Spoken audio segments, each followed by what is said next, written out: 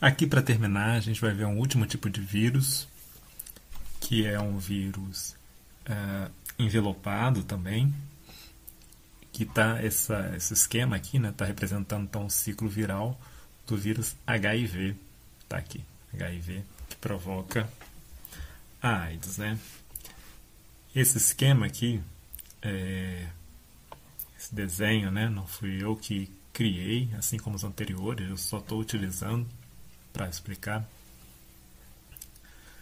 E ele está com bastante informações aqui sobre os tipos de proteína, tipos de enzimas virais, né, bastante detalhado.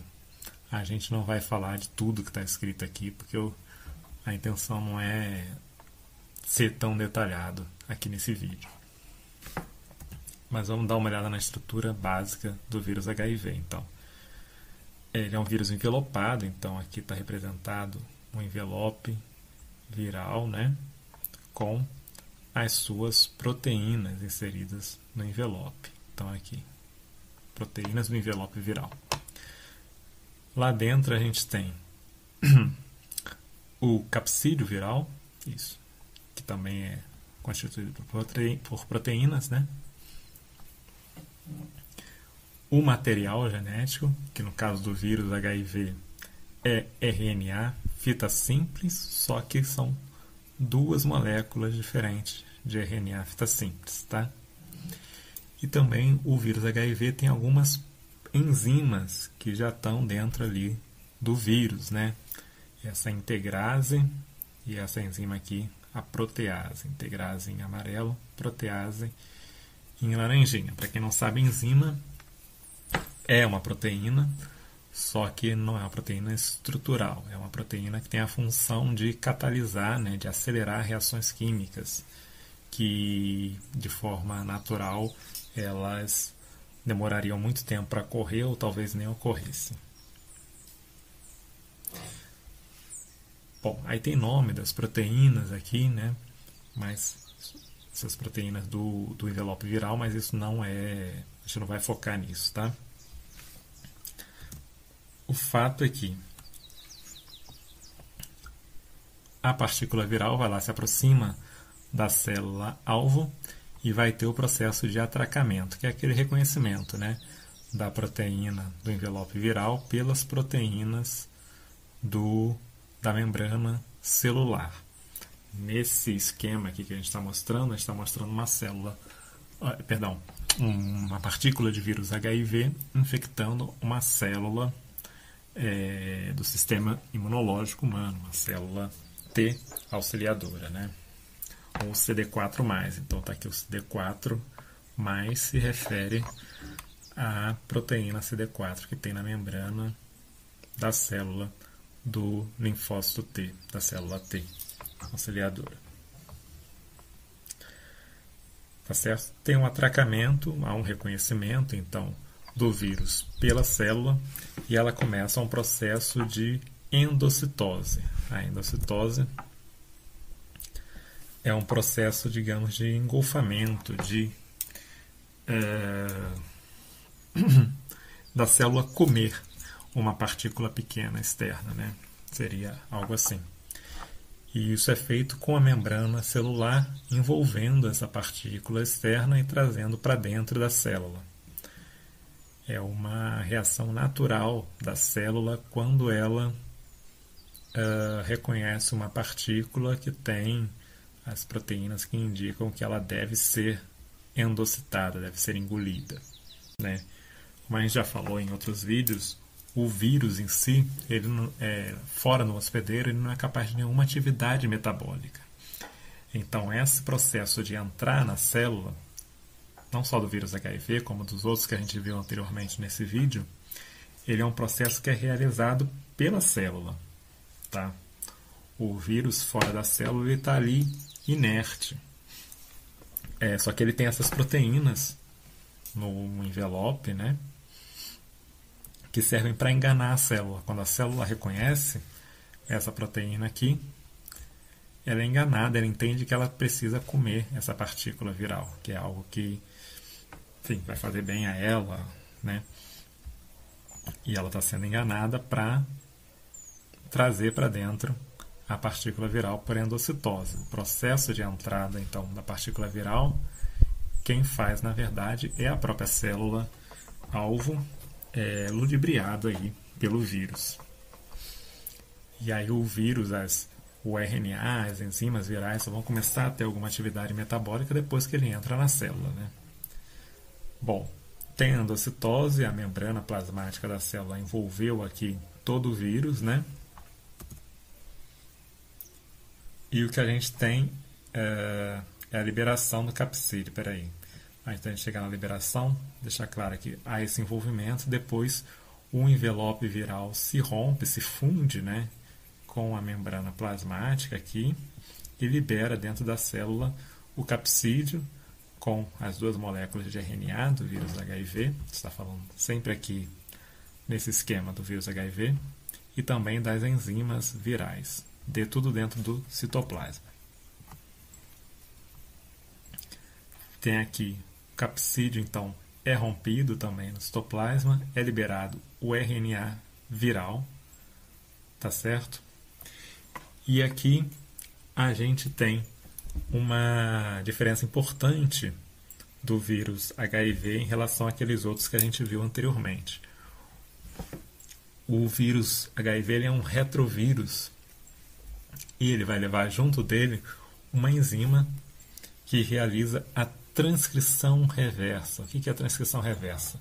Essa enzima vai pegar esse RNA viral, ler ele e sintetizar uma molécula de DNA dupla fita baseado naquele RNA fita simples do vírus, né? Como se ele transformasse, de certa forma, o DNA viral, o RNA viral, perdão, RNA viral em DNA viral, né? Então, os genes que estavam aqui codificados numa molécula de RNA fita simples passam a estar codificados em uma molécula de DNA dupla fita viral.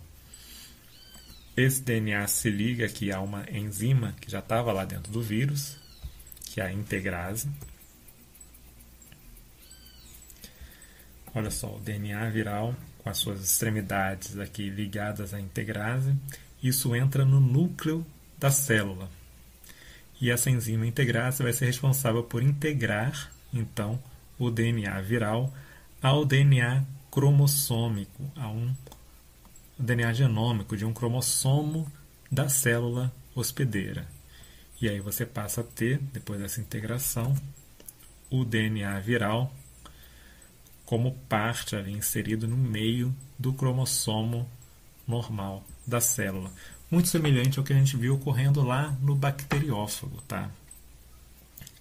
No ciclo, quando a gente falou do ciclo lisogênico do bacteriófago.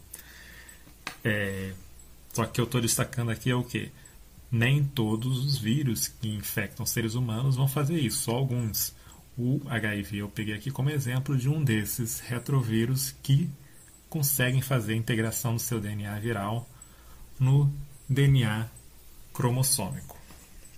E aí esse RNA viral pode ficar ali no DNA cromossômico silenciosamente.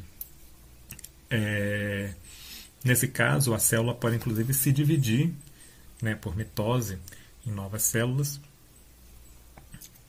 e transmitindo para as células filhas cópia, claro, de todos os seus cromossomos, como é normal, e indo de carona para cada célula filha uma cópia do DNA viral que está inserido em algum cromossomo da célula. E aí a gente pode ter aquele período de incubação do HIV, que no caso do HIV pode durar anos, em que a pessoa não desenvolve doença, mas ela tem o vírus se multiplicando ali dentro dela. Esse DNA viral inserido no cromossomo, ele vai se comportar como se fosse parte do cromossomo normal. Então ele vai ser lido pela maquinaria bioquímica da célula e a partir dele vão ser sintetizados RNA mensageiro e RNA também viral, tá? Esse RNA mensageiro vai servir para síntese de proteínas virais. Esse RNA viral, ele é efetivamente uma cópia do material genético viral que vai ser inserido em novas partículas virais, tá? O RNA mensageiro, ele sai do núcleo, ele vai ser lido por ribossomos que vão, a partir dos genes codificados nesse RNA mensageiro, sintetizar proteínas virais, tá? Enzimas, proteínas estruturais do vírus que ficam ali no citoplasma. Por sua vez, a cópia completa do material genético viral na forma de RNA também sai do citoplasma e vai se unir a essas proteínas, ocorrendo então a montagem do vírus, né? Montagem do capsídeo em volta desse RNA viral. Esse capsídeo, da mesma forma que a gente já falou anteriormente para outros tipos de vírus, ele vai pressionar ali a membrana plasmática, saindo e levando junto uma parte dessa membrana plasmática que vai formar um envelope viral, e ela já está ali nessa membrana, ela cravejada de proteínas de envelope viral, né? E assim sai uma partícula viral completinha que vai voltar a procurar uma nova célula hospedeira, tá? Nesse processo de infecção e principalmente no momento da produção de novas partículas virais e montagem e liberação dela, você tem um comprometimento da função da célula e até que vai levar inclusive à morte das células, né? E no caso do HIV, como essas células infectadas são do sistema imunológico, isso vai comprometer o sistema imunológico, que vai ficar debilitado. Então, o que a gente pode perceber é que o vírus quer é usar a célula, usar as suas organelas, suas enzimas, como a gente está chamando aqui de maquinaria metabólica, para poder criar novas cópias virais, né? Então, através da célula, o vírus se replica, cooptando então as estruturas celulares, tá? O dano ao hospedeiro vai ser causado porque nesse processo o material genético do vírus vai interferir no funcionamento normal das células e na formação de novas cópias virais, ele vai frequentemente matar a célula hospedeira, tá? E aí você tem a degradação daquele tecido do qual é constituído as células, por exemplo, o tecido do epitélio pulmonar, gerando reações de dificuldade respiratória, por exemplo, sintomas, né, provocados por isso, de tosse, de espirros, né? Alguns vírus vão provocar uma reação alérgica do corpo, quando essa coriza, o espirro, que vai levar partículas virais para outros organismos, né? Sai daquele organismo e pode infectar um outro hospedeiro.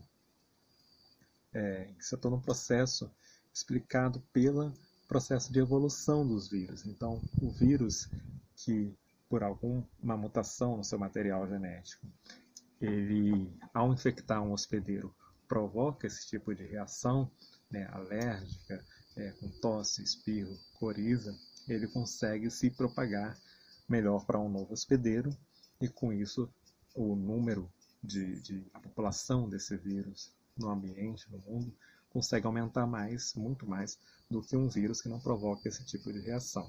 Então, por isso que é comum os vírus provocarem esse tipo de reação, os vírus que afetam o sistema respiratório, né? Tem outros vírus, como o HIV, por exemplo, ele não afeta o sistema respiratório, ele vai atacar o sistema imunitário, mas é muito eficiente também na sua transmissão, mas são outras vias de transmissão, né? Vias de transmissão através dos fluidos corporais, porque esse vírus está ali na corrente sanguínea, atacando as células do sistema imunitário que ficam transitando pela corrente sanguínea, né?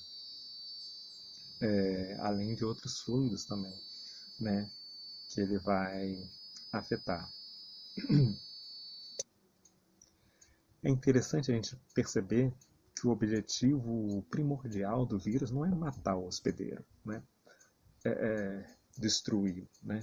Que o vírus precisa da célula hospedeira para sobreviver. O que ele quer é criar novas cópias e se espalhar. Então ele quer usar a célula hospedeira para se replicar, para produzir novas cópias, né? E ao mesmo tempo levar esse hospedeiro a contaminar novos hospedeiros para transmitir essas novas cópias virais.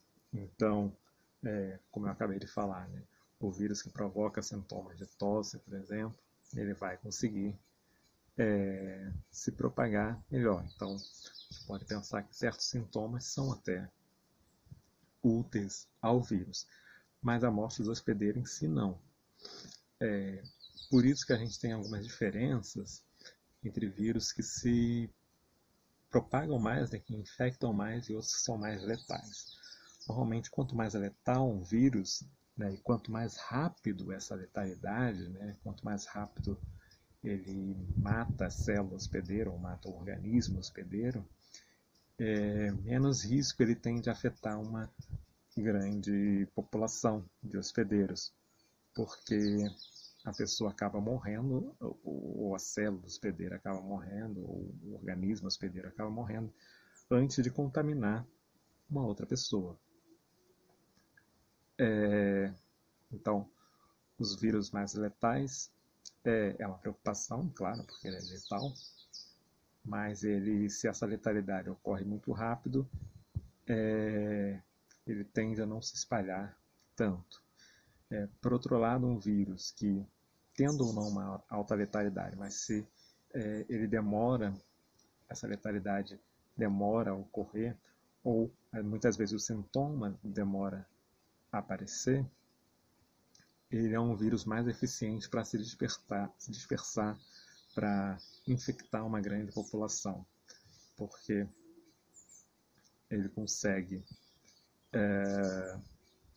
o organismo está vivo ali e contaminando novos indivíduos por mais tempo, antes de morrer, por exemplo. Né? No caso do coronavírus, ele é um vírus bastante eficiente. Ele tem uma taxa de letalidade que não é tão alta na população em geral, mas vai ser alta em certos grupos de risco, né? Pessoas idosas, principalmente a partir de 50 anos. A partir de 50 anos, quanto mais velho, mais rapidamente vai subindo a taxa de letalidade. Pessoas com algumas doenças prévias, né?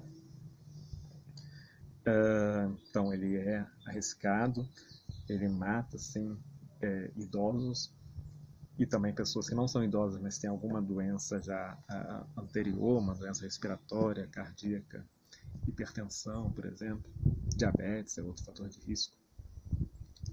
Mas na população geral mais jovem e saudável, a taxa de letalidade, pelo menos até o momento, não é tão alta.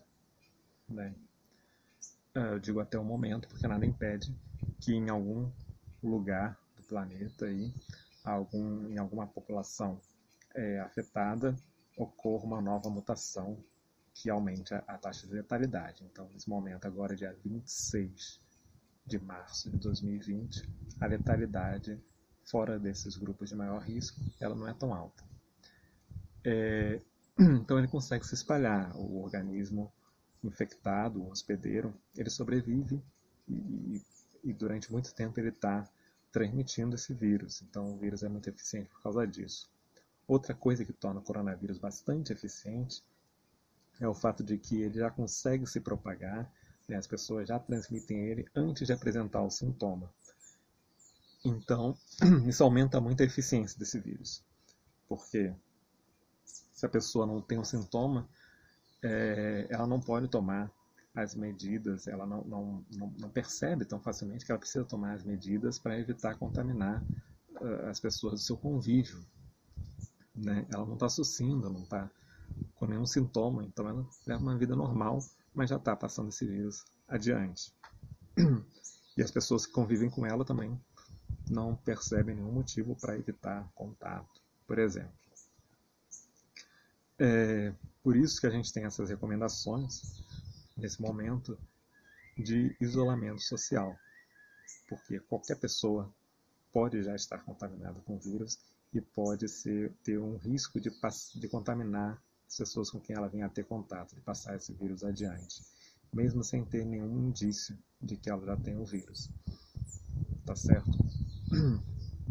Bom, espero que vocês tenham curtido esse vídeo aqui, falando sobre o ciclo, né, de replicação viral. É o segundo vídeo que a gente faz sobre essa temática de vírus. Haverão outros. A gente se vê por aí.